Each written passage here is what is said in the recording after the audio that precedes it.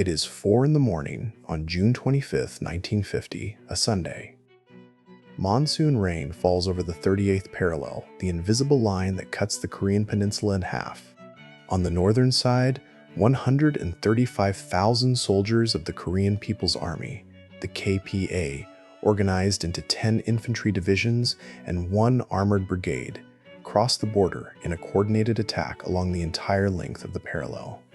At the tip of the spear, 242 Soviet-made T-34/85 tanks advance along the muddy roads toward the south. On the receiving end, the South Korean forces, the ROK, poorly equipped, poorly trained, without a single tank, without a single combat aircraft capable of engaging the T-34s, collapse within hours. 3 days later, Seoul falls. The South Korean government flees in panic, and during the retreat, Syngman Rhee's army prematurely blows the bridges over the Han River, with hundreds of civilians and soldiers still on them. It is the first of many horrors that will define this war. So how did a peninsula that most Americans could not locate on a map become the most violent battlefield of the Cold War? A conflict that killed more than 3 million people, brought the world to the brink of nuclear war, and that, technically, never ended? The Korean War is called the Forgotten War in the United States, squeezed between the narrative glory of the Second World War and the cultural trauma of Vietnam. But there is nothing forgettable about it. It was the first hot war of the Cold War. It was the conflict that nearly provoked the use of nuclear weapons for the second time in history. It was where American, Chinese, British, Turkish, Colombian, Ethiopian, and soldiers from more than a dozen nations fought and died on a mountainous piece of land smaller than the state of Minnesota. And it is the war that, 70 years later, still has not ended, because there was never a peace treaty, only an armistice, a pause, a freeze. The ceasefire line of 1953 is, today, the most militarized border on the planet. And on both sides, soldiers still stare each other down. To understand the Korean War, one must understand that Korea did not ask to be divided. The division was imposed from the outside, by foreign powers in an office in Washington in less than 30 minutes. On the night of August 10, 1945, 5 days after Hiroshima, 1 day after Nagasaki, and as Japan is about to surrender, 2 young officers from the American State Department, Colonels Dean Rusk, the future Secretary of State during the Kennedy-Johnson era, and Charles Bonesteel, received the urgent task of proposing a division line for the occupation of Korea. The Soviet Red Army is already advancing through Manchuria and will enter the peninsula in days. Washington needs a proposal before Moscow controls everything. Rusk and Bonesteel open a National Geographic map and look for a line that will keep Seoul in the American zone. They find the 38th parallel. It has no geographic, ethnic, historical, or economic significance. It is merely a line on the map. Rusk will admit years later, neither Bonesteel nor I were experts on the Far East. We worked with a National Geographic map. We were surprised when the Soviets accepted the proposal. Dean Rusk. As I saw it, 1990. The South was occupied by the United States, which ended up supporting Syngman Rhee, a 70-year-old authoritarian nationalist who had spent decades in exile in the United States. Both leaders wanted reunification, on their terms. Both brutally repressed opposition. Both provoked border incidents. Between 1948 and 1950, thousands of people died in skirmishes along the 38th parallel. But there was a crucial difference. Kim Il-sung had Stalin's blessing to invade. In April 1950, after months of telegrams and meetings, Stalin finally gave the green light, with the condition that Mao Zedong also agree and that the USSR not get directly involved. Mao agreed. Kim assured both of them that the war would be quick, 3 weeks, perhaps a month.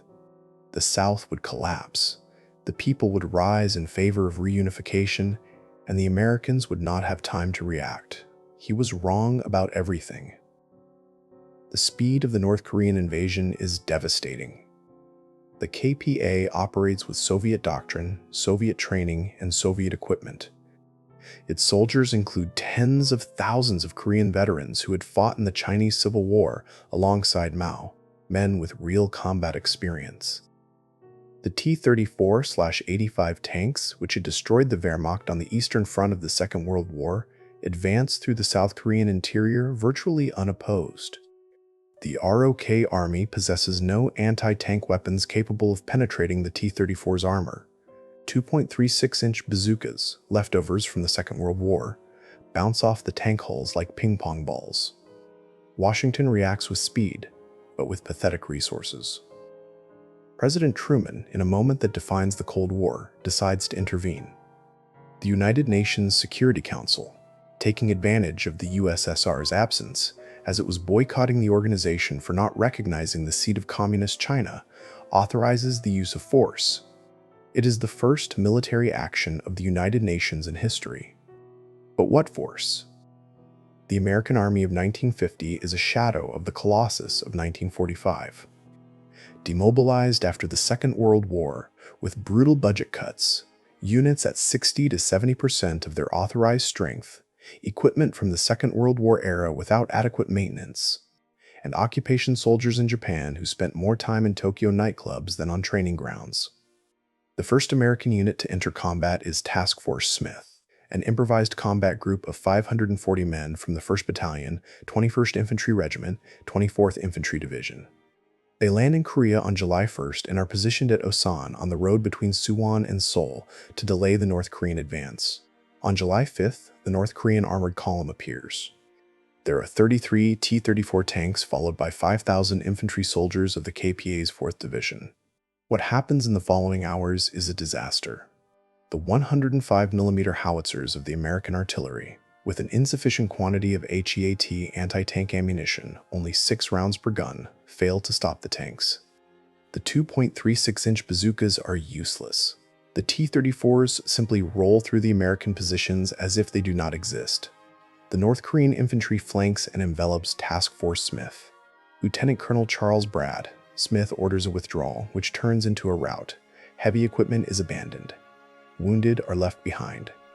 Result: 60 dead, 21 wounded, 82 captured, many of whom would be executed. The North Koreans did not even slow down. General William F. Dean, commander of the 24th Division, is personally captured weeks later while trying to organize the defense of Daejeon. He is the highest-ranking American officer captured in combat since the Civil War. Dean will spend 3 years in a North Korean prisoner of war camp. We sent those boys to face an armored force with nothing to stop it. It was like sending a high school football team to play against the Green Bay Packers. General William F. Dean, statement after his release in 1953. By August 1950, the ROK Army and the American and United Nations forces are pushed into a rectangle of approximately 160 by 80 kilometers in the southeastern corner of the peninsula, the Pusan Perimeter. It is the last piece of South Korea still holding. If it falls, the war is over. General Walton Johnny Walker, commander of the 8th United States Army, draws the line at the Naktong River and issues an order that leaves no room for ambiguity. There will be no more retreating. We will fight as a team. If some of us must die, we will die fighting together. No unit may retreat, withdraw, or be cut off. There is no place to fall back to. We must fight to the end. Capture positions and hold them. Retake positions when lost. There will be American soldiers behind the Naktong line who will not be alive if that line is breached. General Walton Walker, stand or die. Speech, July 29, 1950. The perimeter holds, but barely. The battle is brutal and continuous. KPA forces attack at multiple points along the entire line. The 1st Cavalry Division fights for control of Taegu. The 2nd Infantry Division holds the Naktong crossings. The 25th Infantry Division and the 5th Regimental Combat Team defend the southern sector. The Marines of the 1st Provisional Marine Brigade function as firefighters, shifted from sector to sector to plug gaps in the lines. The conditions are hellish. The Korean summer heat? 35 to 40 degrees Celsius with suffocating humidity, kills almost as much as the enemy. Dysentery ravages the ranks.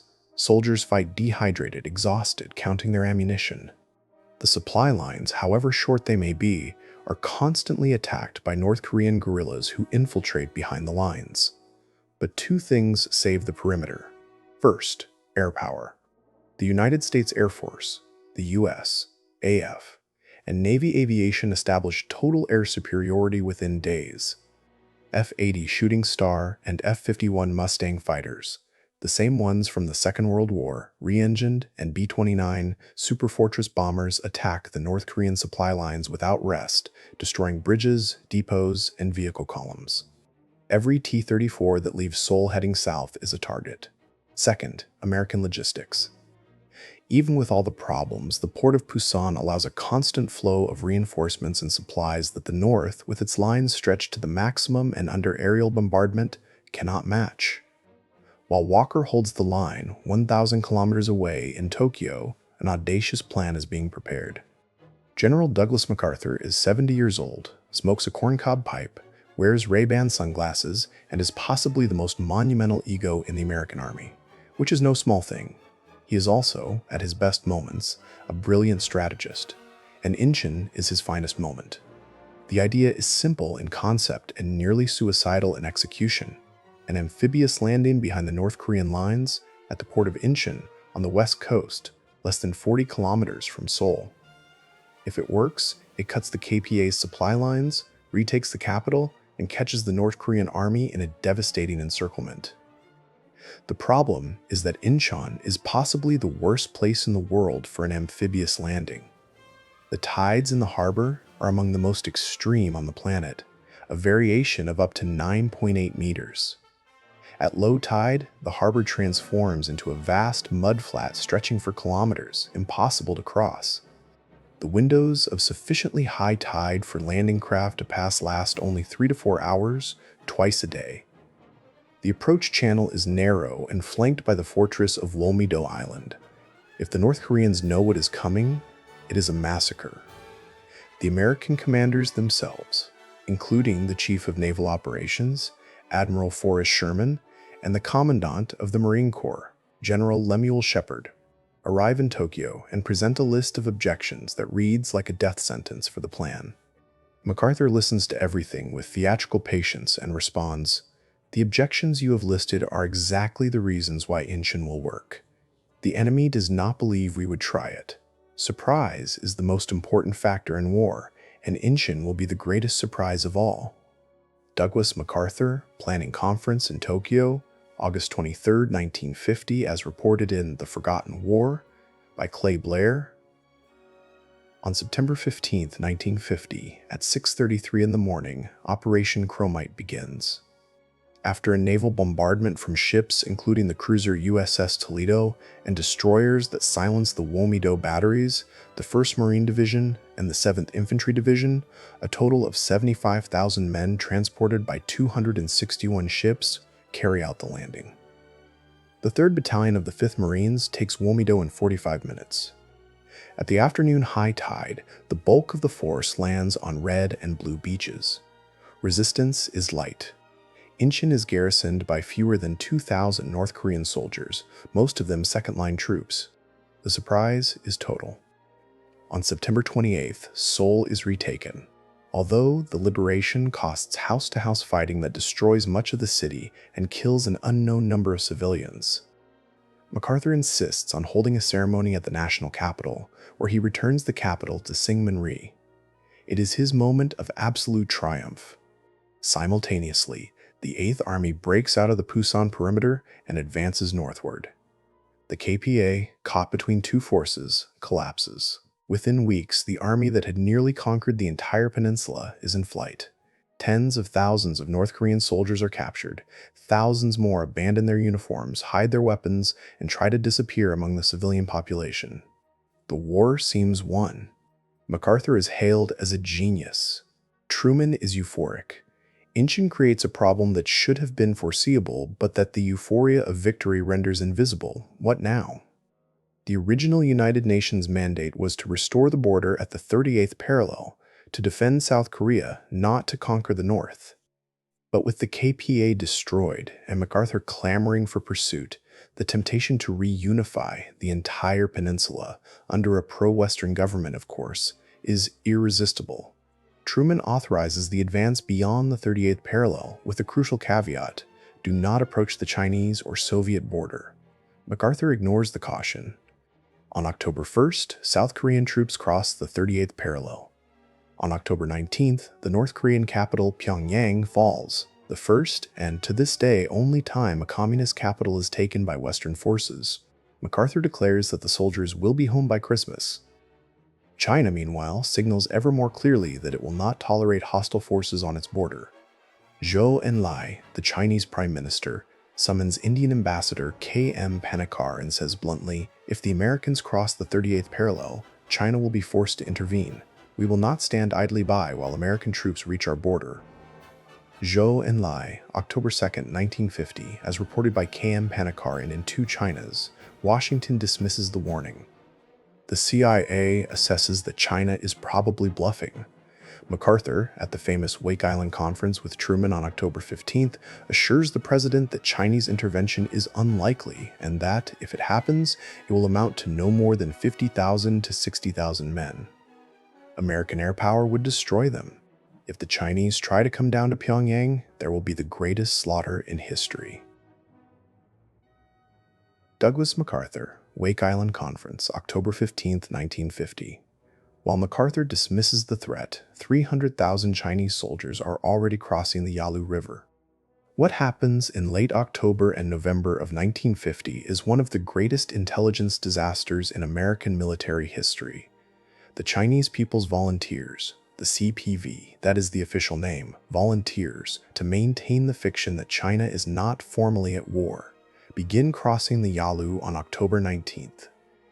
They initially number 9 armies, equivalent to Western Corps, organized into 30 divisions, under the command of General Peng Dehuai, one of the toughest and most competent commanders of the People's Liberation Army, the PLA, a veteran of the Long March and the war against Japan.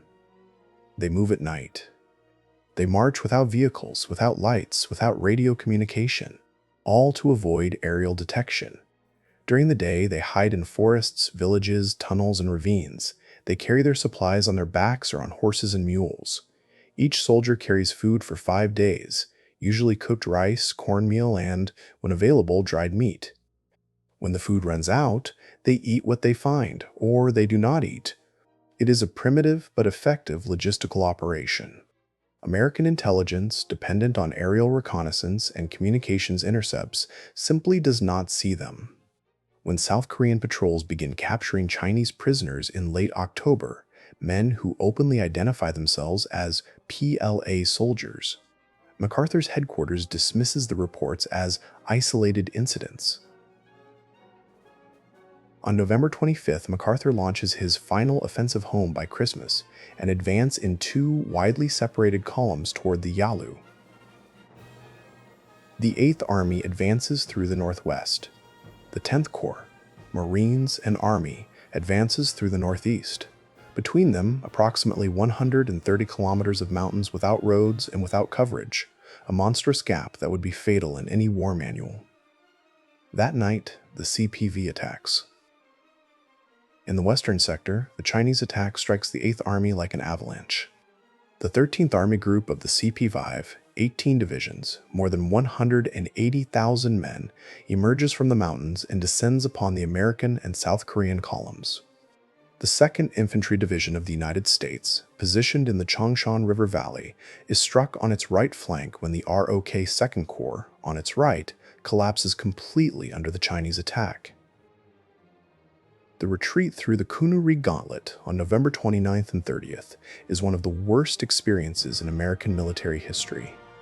A 10-kilometer column of vehicles, trucks, jeeps, tanks, ambulances, is ambushed from both sides by Chinese troops firing from the hills at distances of 50 meters. The road becomes a slaughterhouse. Vehicles catch fire, block the passage, and the men trying to get out are trapped under crossfire. The 2nd Division loses more than 4,000 men in 48 hours, nearly a third of its combat strength.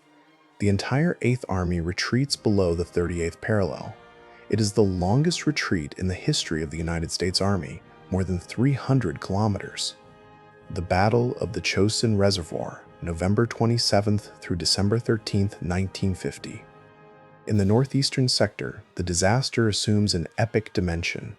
The 1st Marine Division, under Major General Oliver P. Smith, and elements of the 7th Infantry Division, approximately 30,000 men in total, are spread along a single 120-kilometer mountain road that leads from the port of Hungnam to the Chosin Reservoir, Chongjin, in the northern mountains. The temperature is -30 to -40 degrees Celsius. The terrain is a labyrinth of snow-covered mountains without shelter. On the night of November 27th, the 9th Army Group of the CP-512 divisions, approximately 120,000 men, attacks. The American forces are scattered at several points along the road: Udimni at the northern extreme, Hagaruri at the south of the reservoir, Kotori farther south, and Chinhungni at the base of the mountain.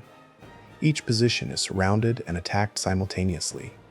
What follows is one of the most brutal battles in all of American military history. The Chinese attack in human waves, not out of contempt for life, but because it is the only tactic that works with their limited equipment. Bugles sound in the darkness. Bamboo whistles signal the attack. Thousands of Chinese soldiers advance uphill against machine gun positions, often without artillery cover. The losses are horrendous, but the numbers are overwhelming. Sergeant Lee Berge of the 5th Marines remembers the first night at Udimni. They came by the hundreds. You could hear the bugles before you saw them. Then the whistles. Then the screams. We fired until the machine gun barrel turned red. The bodies piled up in front of our positions. And still they kept coming. When one fell, the man behind him picked up his rifle and kept going. I had never seen anything like it. I never saw anything like it again. Sergeant Lee Berge, 5th Marines, interview with the Marine Corps Oral History Program, 1981. But the Chinese pay a terrible price for the cold. Their soldiers, coming from southern China, many of them Civil War veterans but with no experience in extreme cold, wear quilted cotton uniforms and canvas shoes, equipment totally inadequate for Arctic temperatures. Thousands die of frostbite before even entering combat. Entire divisions lose between 30 and 40% of their strength to the cold. The 9th Army Group of the CP-5, the 12 divisions that attack at Chosin, will suffer more than 40,000 casualties from frostbite. General Smith, when asked if his Marines were retreating, gives the response that became legendary: "Retreat, hell, we are simply attacking in a different direction." Major General Oliver P. Smith, December 1950. And that is exactly what they do.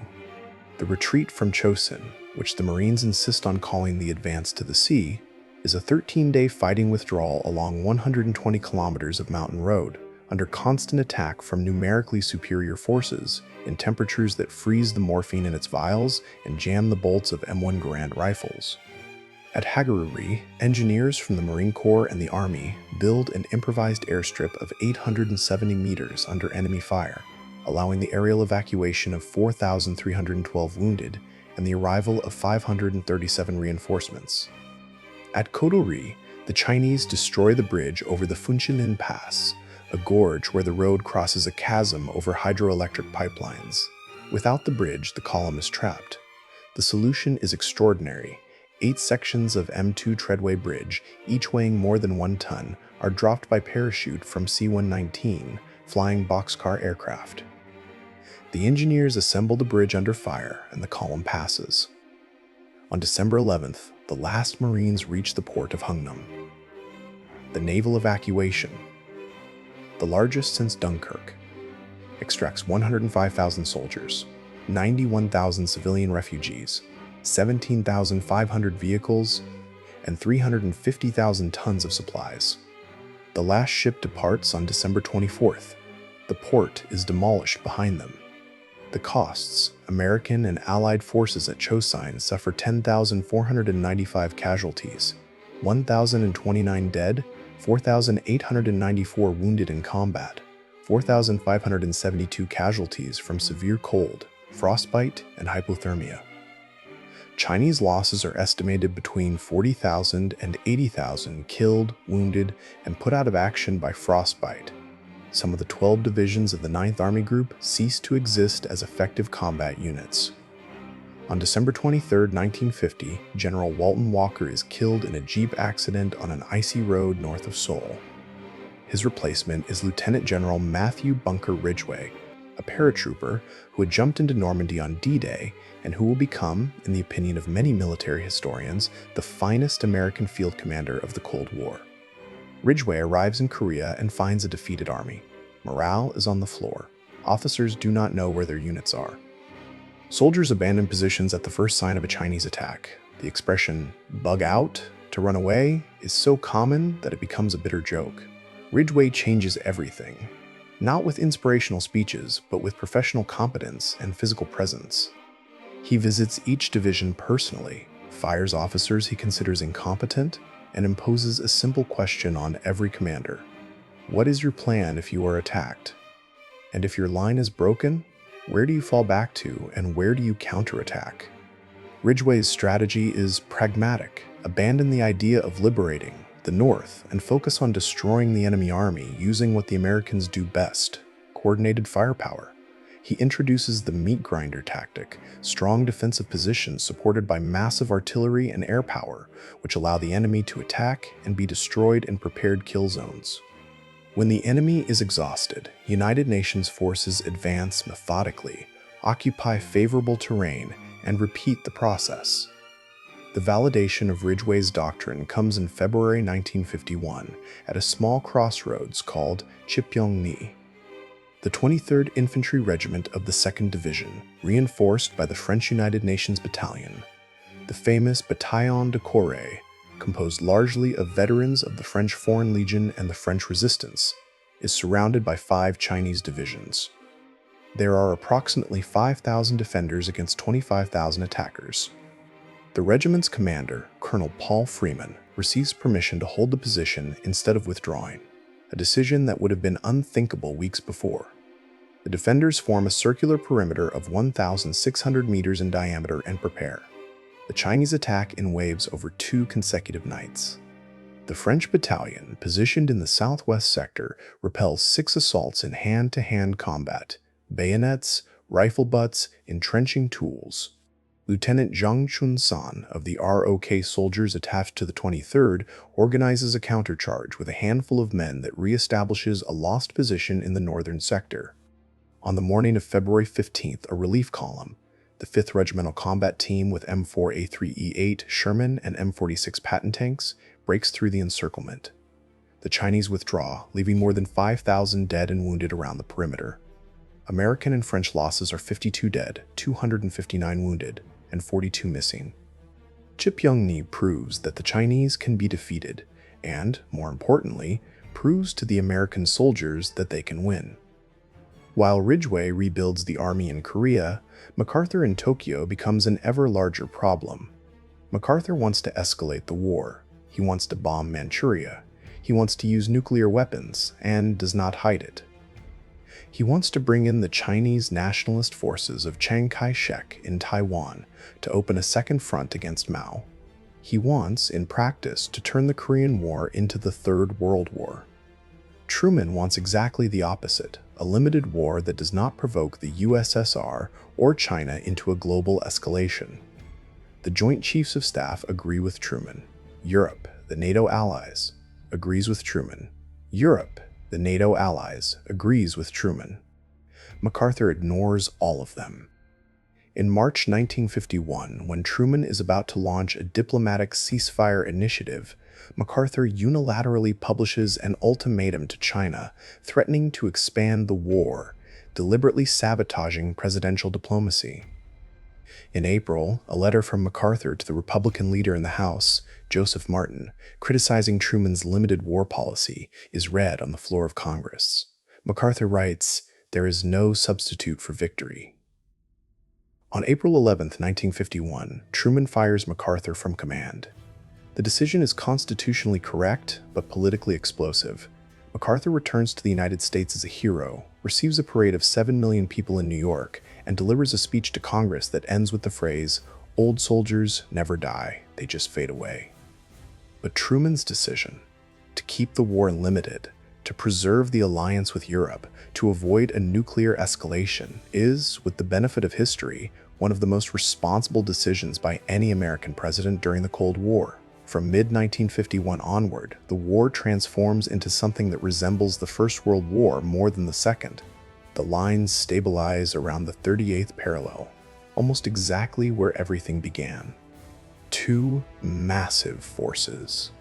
Approximately 1 million Chinese and North Korean soldiers on one side, and approximately 768,000 United Nations and ROK soldiers on the other, face each other across a system of trenches, bunkers, and fortified positions that stretches for 250 kilometers from coast to coast. Armistice negotiations begin at Kaesong in July 1951 and drag on for 2 years. 2 years during which the war continues, men continue dying, and the American public increasingly wonders what, exactly, their sons are defending. The Iron Triangle, an area between the cities of Chorwan, Kumhwa, and Pyongyang, is the center of the positional war. The Chinese build a system of underground fortifications of impressive sophistication, tunnels carved into the granite rock of the Korean mountains, deep enough to withstand the heaviest aerial bombardment, with underground barracks, ammunition depots, hospitals, and kitchens. Some Chinese positions have tunnels more than 500 meters in length with multiple exits. The battles for anonymous hills, identified only by altitude numbers on topographic maps, consume lives in terrible quantities for territorial gains measured in meters. Heartbreak Ridge, September through October 1951. The 2nd Infantry Division fights for 5 weeks to take a 1,220-meter mountain ridge, suffering 3,700 casualties. Bloody Ridge. August through September 1951, 2,700 American and South Korean casualties for a ridge of marginal tactical importance. Pork Chop Hill, March through July 1953, the 7th Infantry Division loses and retakes the same hill multiple times in savage fighting and abandons it voluntarily when the armistice is signed. Artillery dominates this phase of the war. The Chinese, with growing supplies from the USSR and expanded domestic production, fire massive quantities of shells. In October 1952, during an offensive against positions of the 9th United States Corps, Chinese artillery fires more than 93,000 shells in 24 hours, a volume of fire that rivals the barrages of the First World War. On the American side, the response is equally heavy. The 8th Army's artillery becomes the dominant weapon. For every Chinese shell, the Americans respond with several. Air power is employed without respite, interdiction bombing against the Chinese supply network, close air support strikes with F-84 Thunderjet and F-4U Corsair fighter bombers, and the so-called strangle missions, attempts to cut enemy supply lines that are never entirely successful because the Chinese repair the roads every night with supernatural efficiency. The American soldier in Korea lives a war without a clear narrative, without enthusiastic public support, and without the prospect of victory. It is not the moral crusade of the Second World War. There is no Pearl Harbor to avenge, no Hitler to defeat. Why are we here? Is the question everyone asks and no one answers convincingly. The point rotation system, instituted in 1951, means that each soldier serves until he accumulates 36 points, 4 points per month in combat, 2 in rear positions. When his points reach 36, he goes home, regardless of what is happening in the war. The system maintains individual morale but destroys unit cohesion. The divisions are organisms in constant renewal, with veterans departing and newcomers arriving in an endless cycle. Corporal Robert Hall of the 25th Infantry Division describes life on the line. You lived in a hole in the ground, literally. A hole dug into the side of a mountain, covered with logs and earth and whatever else you could find. In summer, it was an oven and smelled of sweat and filth. In winter, the moisture froze on the walls and you woke up with ice on your eyebrows. And every night, you waited for the Chinese bugles. Sometimes they came, sometimes they didn't, but you waited. Always. Corporal Robert Hall, Interview with the Korean War Veterans Digital Memorial, 2002. Racial segregation, although formally ended by Truman's Executive Order 9981 in 1948, still permeated the Army at the start of the war. The 24th Infantry Regiment, a unit of black soldiers with white officers, a holdover from the Jim Crow era, fights in Korea with inferior equipment and is frequently blamed for weakness in combat when in reality it faces the same problems of training and leadership as other units. The Korean War accelerates the de facto racial integration of the American Army more out of practical necessity than moral conviction. When casualties rise and reinforcements grow scarce, skin color ceases to matter. The Chinese volunteer soldier in Korea is, in many ways, the most sacrificed of all the combatants in the conflict. Coming from a country ravaged by decades of civil war, famine, and revolution, he fights with frequently inferior equipment. Mosin Nagant rifles of the Soviet era, inconsistent ammunition, artillery in much smaller quantities than the Americans, and with a primitive logistical chain. Chinese logistics is the Achilles heel of the CPV. Without air control, the Chinese Air Force operates MiG-15 fighters supplied by the USSR, secretly piloted by Soviet pilots in many cases, but only over northern Korea, in the airspace nicknamed MiG Alley. The Chinese depend on nighttime road transport and human porters.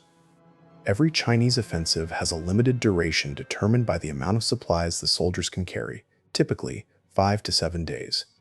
After that, the attack loses momentum and United Nations forces counterattack. Food is a constant torment. Chinese soldiers subsist on rice and flour rations that, in winter, freeze and must be thawed against the body before being eaten. Meat is a rare luxury. Malnutrition is endemic. But the discipline and morale of the Chinese soldier, sustained by a combination of political indoctrination, esprit de corps, and yes, genuine patriotism, are extraordinary. They accomplish much with almost nothing.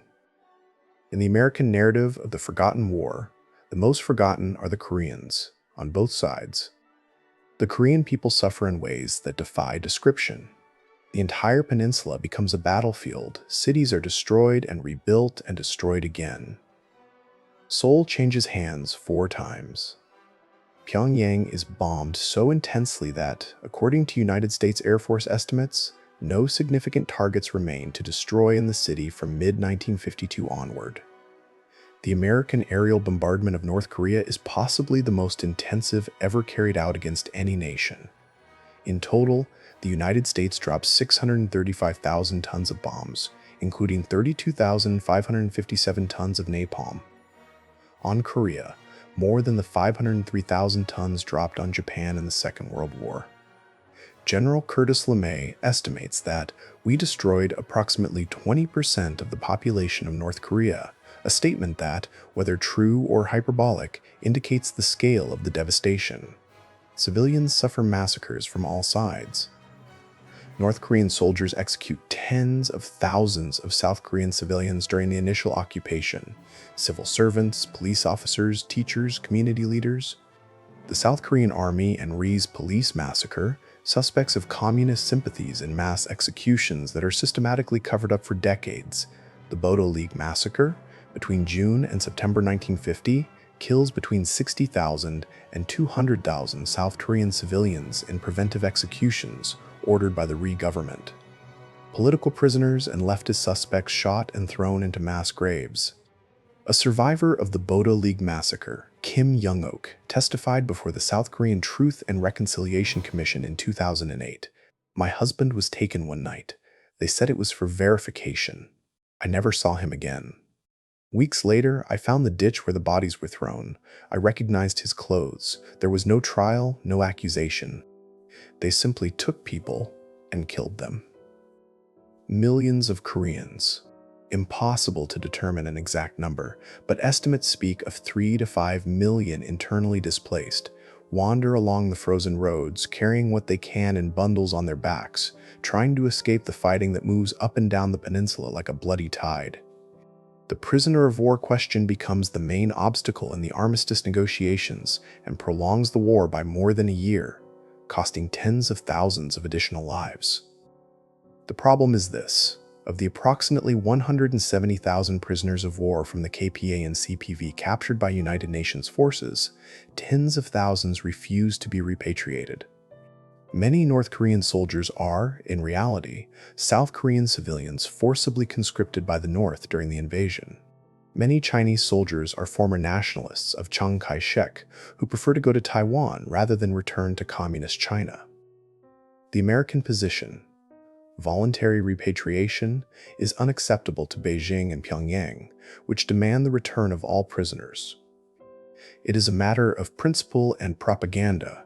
Admitting that their soldiers do not want to return is a humiliation that no communist regime will accept. On the other side, the United Nations prisoner camps, especially the Jeoje-do Island complex, are scenes of chaos and violence. Communist prisoners organize themselves into clandestine committees, hold internal trials, execute traitors, and in May 1952, capture the camp commandant himself, Brigadier General Francis Dodd, as a hostage for 78 hours, a humiliation that makes headlines around the world. The North Korean and Chinese prisoner camps are worse. Of the 7,140 Americans captured, 2,701 died in captivity, a mortality rate of nearly 38%. Many die of starvation, disease, especially dysentery and pneumonia, deliberate mistreatment, and summary executions. The first months after capture are the worst. Before the Chinese take over administration of the camps from the North Koreans, the prisoners suffer brutalities that rival the Japanese camps of the Second World War. The Chinese re-education program, less physically brutal than the North Korean one, but psychologically devastating, subjects prisoners to interminable sessions of indoctrination, forced self-criticism, and pressure to sign declarations against the war. 21 American soldiers and 1 British soldier choose to remain in China after the armistice, a small number but one that provokes anti-communist hysteria in the United States. The death of Stalin in March 1953 and the election of Eisenhower, who visits Korea in December 1952 and signals willingness to escalate, including the implicit use of nuclear weapons, finally create the conditions for the armistice.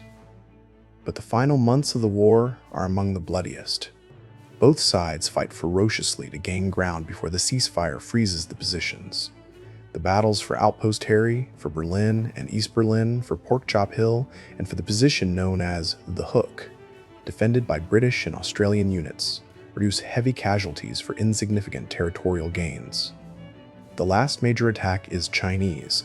On the night of July 13th, 4 CPV divisions attack positions of the ROK 2nd Corps in the Kumsong Bulge. It is one of the largest Chinese assaults of the war, and it happens just 2 weeks before the armistice. The South Korean line gives way several kilometers before being stabilized.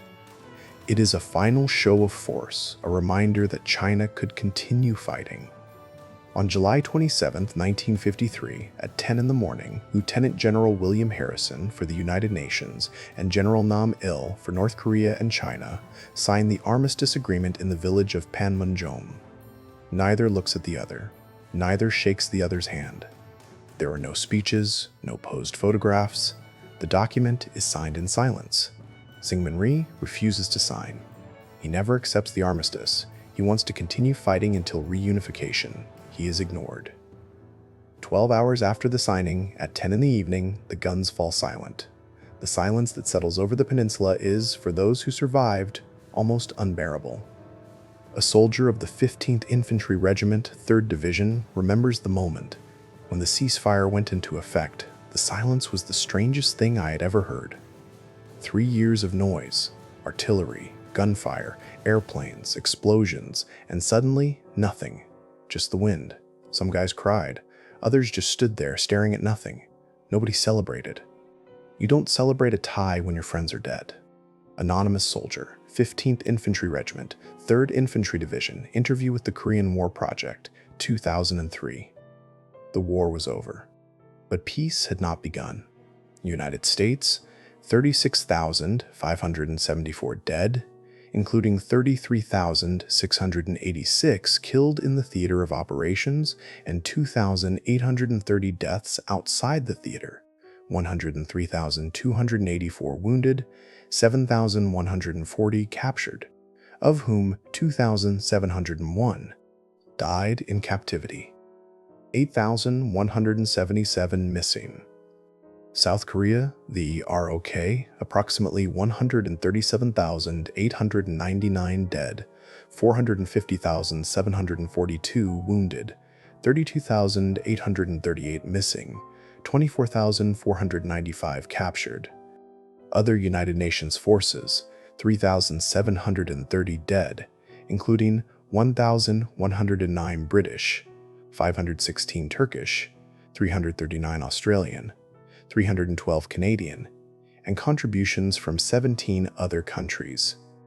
North Korea, the KPA, estimates of 215,000 to 350,000 dead, 303,000 wounded, imprecise data. China, the CPVI, official Chinese data revised in 2010 indicate 183,108 killed in combat and 25,621 dead from disease and accidents, totaling approximately 197,653 dead. Another 383,000 wounded. Western estimates are higher, between 400,000 and 600,000 dead in total. Losses from frostbite and disease are estimated at tens of thousands additional civilian casualties. South Korea, estimates of 373,500 to 1 million civilians killed.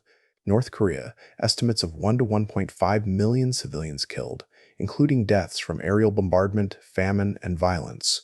Total estimated civilians between 2 and 3 million.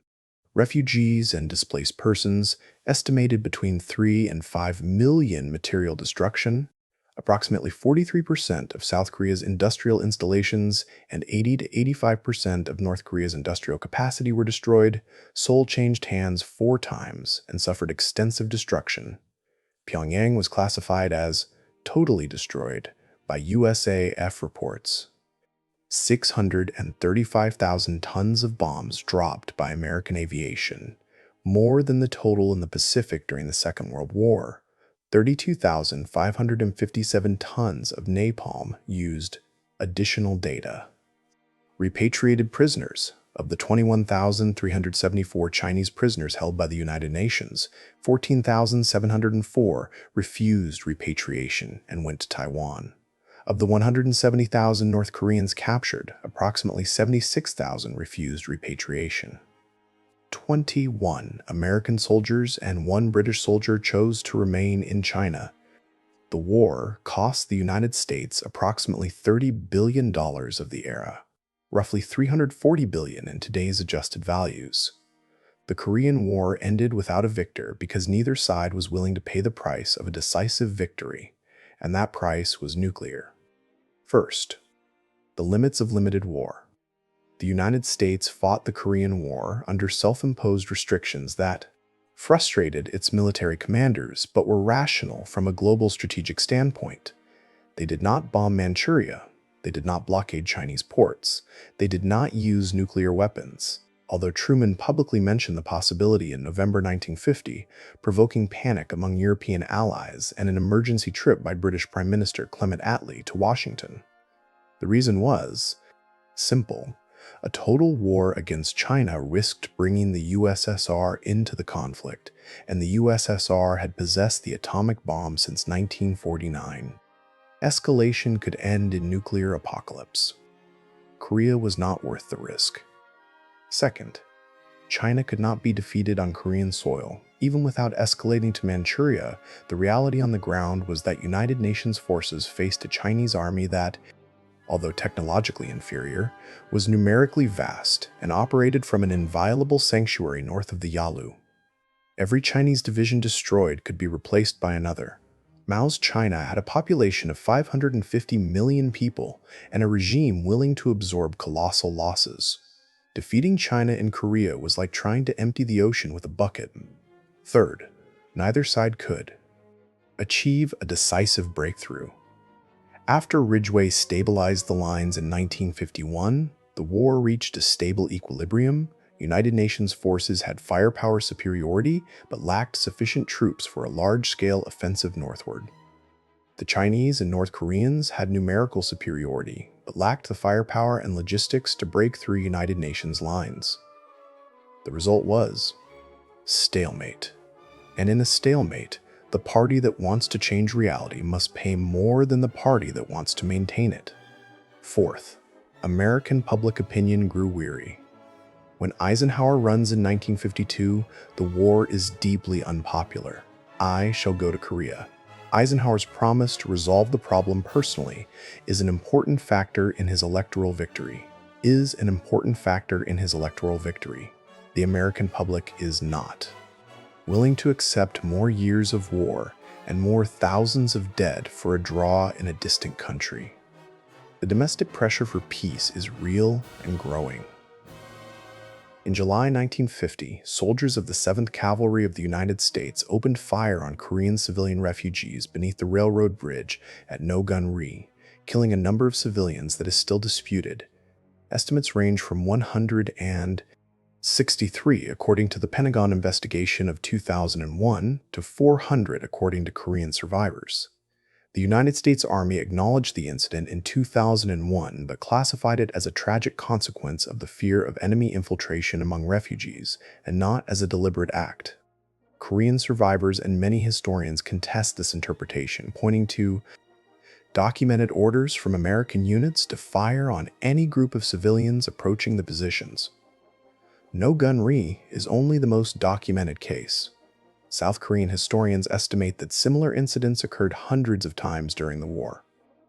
The mass killing of suspected communist sympathizers by the government of Syngman-ri, between 60,000 and 200,000 dead, was covered up for decades with the tacit complicity of the United States, which had knowledge of the events but did not intervene. Photographs of the massacres taken by United States Army photographers were classified and archived. The Truth and Reconciliation Commission of the Republic of Korea, active from 2005 to 2010, extensively documented these crimes, but the South Korean government never prosecuted anyone responsible. During the war, China and North Korea accused the United States of using biological weapons, dropping insects infected with plague, cholera, and anthrax over North Korean and Chinese territory. An international commission led by British scientist Joseph Needham concluded in 1952 that the accusations were true. The United States categorically denied them.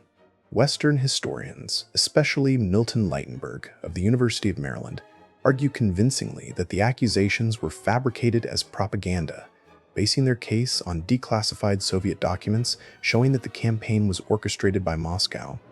Other historians, such as Stephen Endicott and Edward Hagerman in the United States and Biological Warfare, argue that the question is not entirely settled. The debate persists. Declassified documents reveal that the nuclear option was discussed with seriousness and regularity in Washington.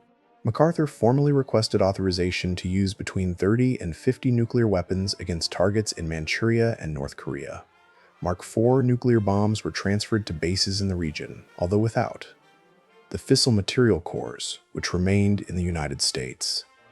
Eisenhower, after taking office, used the nuclear threat as a diplomatic tool, signaling through Indian and Chinese channels that the United States might escalate if the armistice were not concluded.